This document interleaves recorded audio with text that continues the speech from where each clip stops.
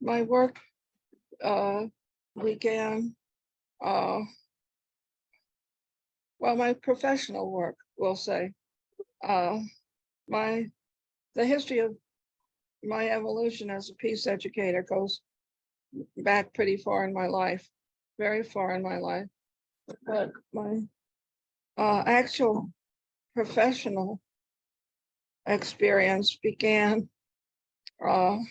with my last year of teaching at Rye Country Day School, where I began to look into some of the issues of war and peace that started to become intellectually challenging to me and seemingly politically relevant. And during that process, I met the director of what was then called the World Law Fund, and Harry Hollins, and he invited me to come and develop a schools program that would essentially put forth the fundamental ideas of world federalism that boils down to having law replace force in the international system for dealing with conflict and other kinds of challenges to the system. And they were basing their ideas and work at that time on adult education groups through the World Federalists, who were studying something called the Clark-Sohn Plan, which was a very detailed plan to revise the United Nations Charter, to give it a standing peacekeeping force and compulsory jurisdiction for the resolution of conflict in the International Court of Justice, and put forth a 10-year plan for staged disarmament down to the fundamental needs for self-defense, all of which were in fact rather questionable, but nonetheless, they were a way of thinking. And the way of thinking that they kept talking about was system change.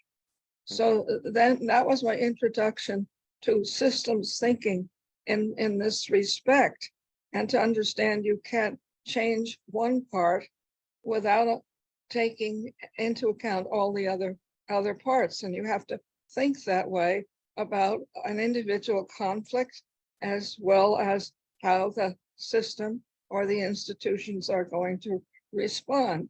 And we also began to think that other people might have different ideas about this, and they started the World Order Models Project, inviting scholars around the world to do this same kind of thing, of put forward plans that would maintain peace in this way, in some institutional way.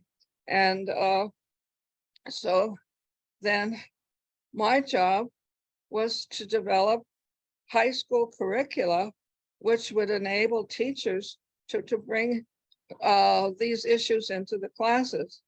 And so this first actual material example of that was the booklet Peacekeeping. And we had that series that was published by Random House and started to look at other major issues beside conflict and the underlying causes of conflict, such as human rights violations, economic injustice, maldevelopment, and so forth. So my work continued along those lines until I came to the not so sudden but stunning realization that this was all masculine thinking. It was the thinkers were brilliant. They did a great deal to break through new ideas, but nonetheless, it was in the dominant mode of masculine thinking. And so, and my own personal experience working in the fund and with these men was one in which I was very well aware of gender injustice and became articulate, vocal about it. And then not only vocal, began to think conceptually about it. And so this, as you would know from the Springer series, the 70s, 60s and 70s were the 60s primarily, and then into the 70s was a lot of this systems work, the internationalization of our work so that we could cross-pollinate each other. And then from the early to mid 70s, a lot in the realm of gender and understanding that all of the systems, even the ones that were well constructed for war prevention, were essentially patriarchal in their conceptualization. And so there were actual flaws that had to be attended to. And this, in turn, bringing you up to date, I have gone from that into the need to move beyond both a gender perspective on systems to an organic way of thinking and an earth-centered way of thinking that comprehends all of these kinds of problems. And how it influences my work is, in the presentations I make. I don't teach, of course, anymore, but any of the writing I'm able to do. And I hope that others will begin to consider the possibility of earth-centered organic thinking. And that is, learn to think as living systems operate, and to look to the operation of living systems for models of sustainable, viable ways of living on the earth so long as we have it.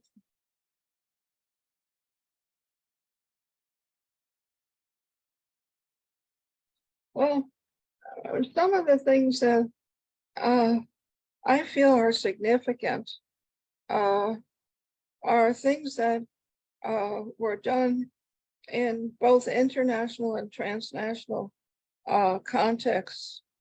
We try to make that distinction always between the transnational actors, the non-governmental actors, the people on the ground, so activists, and the interstate or state-based organizations, which are the international organizations.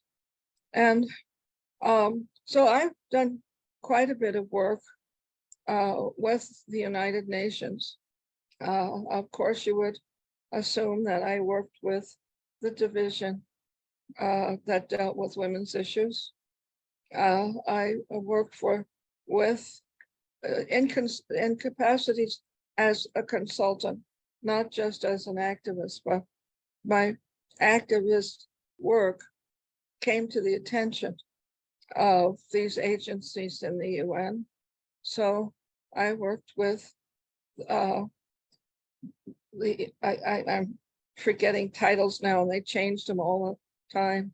It's now just become UN Women, but before, when I worked with it, it was a different name. And the Department for Disarmament Affairs, and most extensively with UNESCO. I did a number of contracts with UNESCO, writing for them, policy statements for them, etc. But I the one thing that I really believe was conceptually most significant was the final statement of the World Congress on Disarmament Education, which I think was 1980, and I'm not sure. I know that Steve Marks and I kind of thought it up. He came to the PrepCom for SSD 2, the UN Special Session on Disarmament 1982, which also is famous as the occasion for the first International Institute on Peace Education. But the issue here is Steve and I were both at that PrepCom, and we had known each other for quite some time because he had heard a presentation I gave at IPRO on International Women's Year and then recommended me for something at UNESCO. And so he and I were good colleagues and were listening to all these proposals from agencies and states about what should happen, both within the context of the agenda for the meeting, interstate meeting, and what should happen as the side events, the other things that were going on. So we decided that good preparation would be to hold a world meeting on disarmament education. And at that point, nobody knew what disarmament education was. Steve and I had very vague ideas, but we knew had to be important. So he did the inner work within UNESCO, and I chatted with other people, and lo and behold, UNESCO calls this World Congress on Disarmament Education.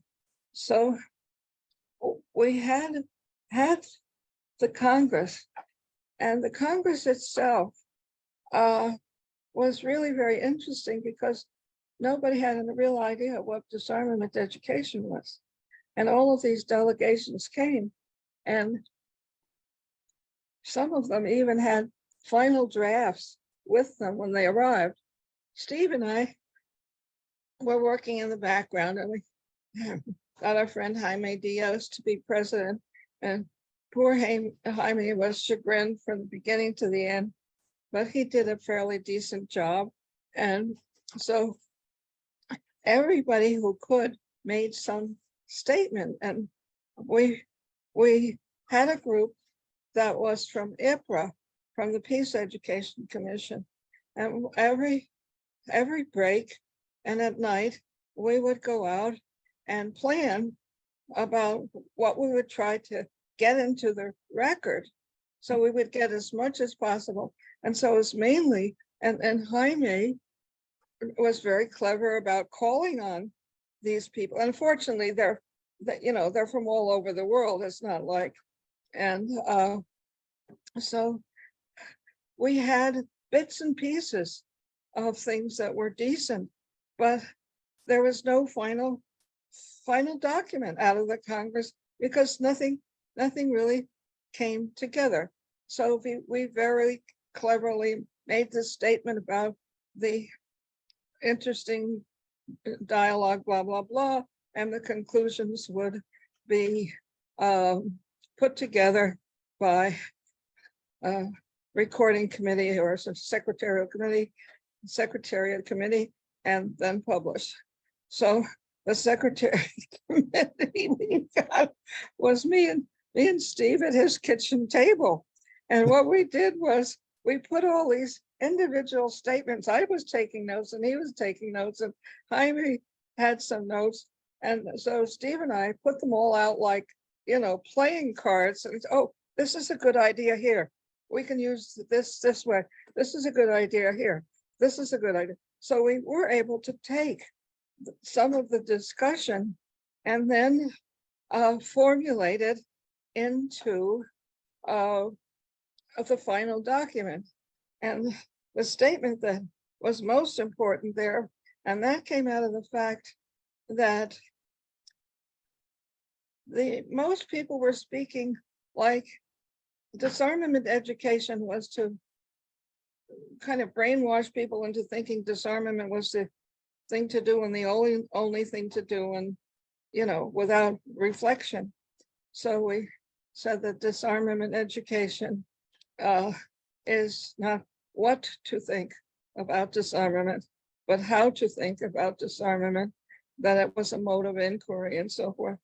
So that, I think, was a very important a piece of work that it's kind of anonymous, but I'm still rather proud of it.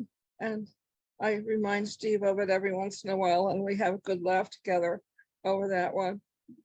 But then the other thing is, we started in 1963 and 4 at the World Law Fund to bring educators together to try to collaborate in various ways. So that became a central, and also at that time, the Foreign Policy Association was doing a lot of teacher education in foreign policy, not in peace. And they had a workshop format, and I worked with them, and we did workshops on world order studies and teaching them about systems, et cetera, et cetera. And so that idea of bringing educators together to share and to learn from each other emerged into the International Institute on Peace Education. It was preceded by things such as the two or three wonderful meetings we had in Quebec, Canada at Stansted College. And they were the kind of the forerunners of the International Institute on Peace Education. And so I had funding that was provided by the Presbyterians because I was a consultant to the United Ministries in Education. And so that enabled us to actually start recruiting for the Institute. And in those stages, we thought more in terms of specific resource people, and a number of the resource people that we would want were being sent by their governments to the NGO. Their ways were paid by government grants to NGOs to have them come as the non-governmental actors in and around SSD2. So we had the Institute right after the adjournment of SSD2, and we had the stars of PEC of the first years of PEC, who were Robert Asleslag and Birgit Brockutner and Magnus Havelsrode, etc. And so that began what I think has been the most important work that I helped to start, which was the networking and collaborative relationship among peace educators from around the world. And I think that has been one of the most significant things in the field. I think the global campaign has also been important, but it doesn't have the substance, nor does it have the power to enlist the professional commitments of the peace educators, and to develop this sense of solidarity among them that I believe is there, and I believe has been an important motivation for them to help each other and to move forward as necessary. So I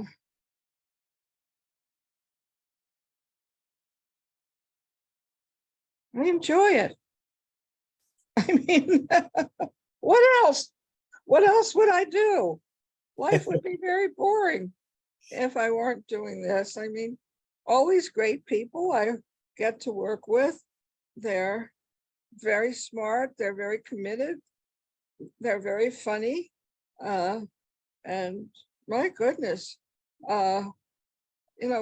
Saul Weinman's once said, oh, and he said, in the peace movement, there's such a nice class of people. But no, it's just, well, it's, yeah, I do. There is this sense of joy about it, because even when things are, it hasn't been a bed of roses by any means. It's been a struggle, and I haven't talked about any of the struggle. Every institution I have ever worked with, I have had to struggle, not to struggle against it, but to struggle within it and try to do it in some sort of transformative way if I could, even when I wanted to start screaming and yelling and knocking down walls. But mainly, even that is exhilarating because it gets the energy level up. So this sense of belonging to a group, a committed community, is, I think, very important, and that has kept me going.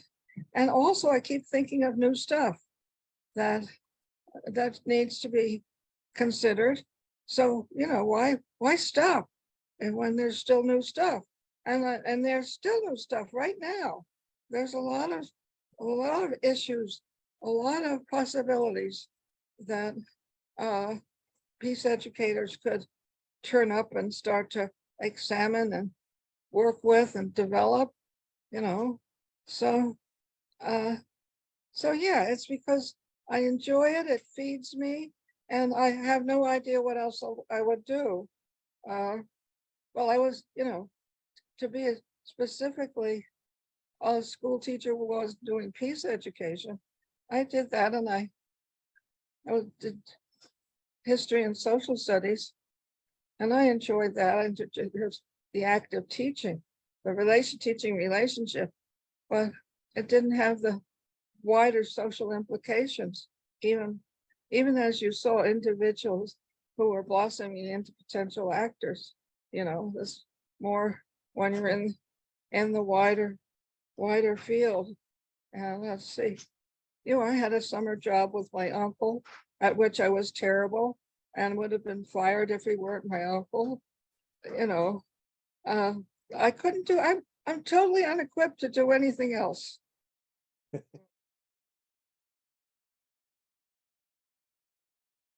No, I just want to say, it's come up in some ways when I talked about earth-centered organic thinking, but I am deeply, deeply concerned about the primacy of climate crisis, and I have some fear that we may have passed the point of no return. I'm not sure, but I still believe that we have to attend to it. It has to be within the frame of reference of everything we do, is the fate of the earth and the viability of the earth and the survival of the human species.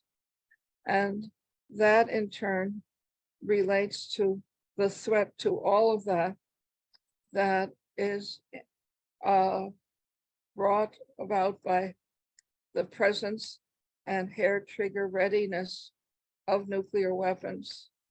We're almost at midnight on the scientist's clock, and I just see people going along day by day, totally, unaware, like it's not there. They're not. I was talking to Dale yesterday about the movie that I think every peace educator should show in their classes, and that's a movie called Don't Look Up. And it's about a group of scientists who have, astronomers, who have discovered that there is an asteroid heading straight for Earth, and that they see there are these possible preparatory steps that could be taken so some could survive, et cetera, et cetera. And it is completely ignored, completely. They mention it on the newscaster said, oh, and Dr. So and so and so and so has held a press conference saying there's an asteroid heading toward Earth. Oh, that's kind of concerning, isn't it? Yes. And then they go on to, and so has just divorced, and it's all like that. And they go to see Congress people, and it's the same kind of thing. And so I think everyone should show that, because it's such a revelation of the mindset and the way things are happening now. But I just we put so much into this and for the future, and it's not just us and our work, but everything we have done is to bring about a more humane world for those who come after us. And now those who are just behind us, they have nothing, you know. So we have to attend to that. We have to attend to that.